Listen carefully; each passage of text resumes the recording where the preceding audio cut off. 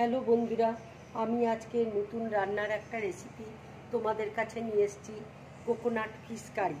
Coconut fish curry করতে আমার কী কী লাগছে তোমাদেরকে দেখিয়ে দিচ্ছি। দেখো, এখানে আমি মাছকে একটু হালকাভাবে ভেজে নিয়েছি।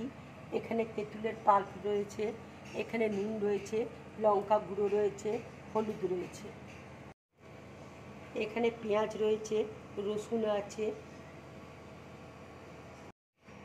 এখানে নারকেল কোড়া রয়েছে, গোলমরিচ রয়েছে, লাল শুকনো লঙ্কা রয়েছে, আদা রয়েছে।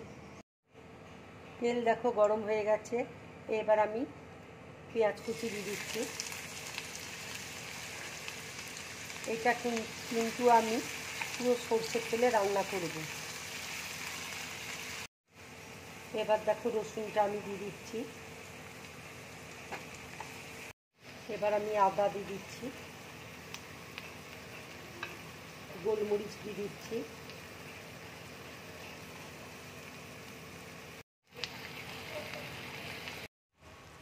এবার দেখো শুকনো লঙ্কা দিয়ে দিচ্ছি,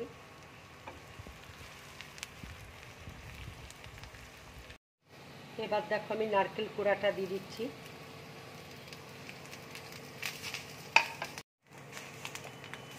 দেখো ভাজাটা হয়ে গেছে। এবার আমি গ্যাসটা অফ করে দিচ্ছি। এইগুলিকে আমি সব মিক্সিতে বেটে নেব। এবার দেখো কড়াইয়ে আমি জল দিয়ে দিচ্ছি।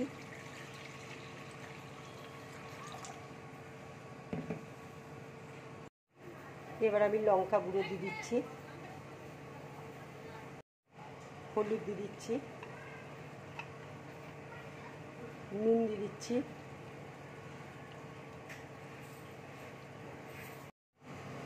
এবার দেখো তেঁতুলের পাল্পটা দিয়ে দিচ্ছি।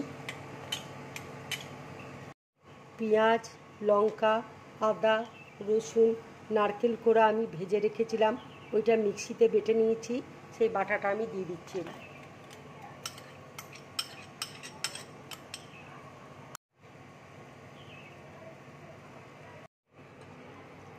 এবার দেখো মাছগুলো আমি দিয়ে দিচ্ছি। এটা কিন্তু বেশি ফোটাবো না আমি মাছগুলো হালকা করে ভাজাই আছে। মাছটা দেখো আমি এবার ট্রের মধ্যে তুলে নিচ্ছি। এবার দেখো ঝোলটা আমি এই ছাঁকনি দিয়ে আমি ছেঁকে নেব।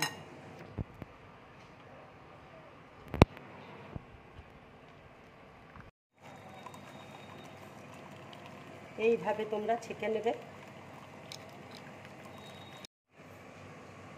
এবার দেখো তেল আমি দিয়েছি, সর্ষের তেল দিয়েছি, শুকনো লঙ্কা ফোড়ন দিচ্ছি,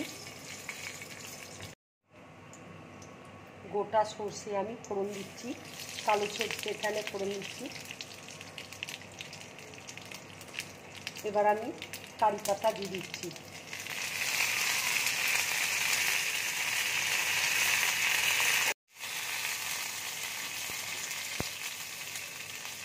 গ্যাসটা এবার অফ করে দিচ্ছি।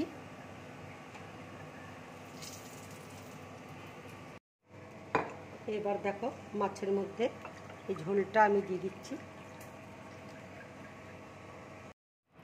এবার দেখো আমি ফোড়নটা দিয়ে দিচ্ছি।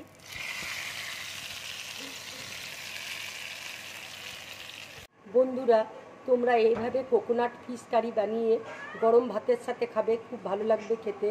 যদি আমার এই রেসিপিটা তোমাদের ভালো লাগে তাহলে লাইক করবে, শেয়ার করবে আর ড্রিম ব্লগ চ্যানেলটাকে সাবস্ক্রাইব করবে। নমস্কার।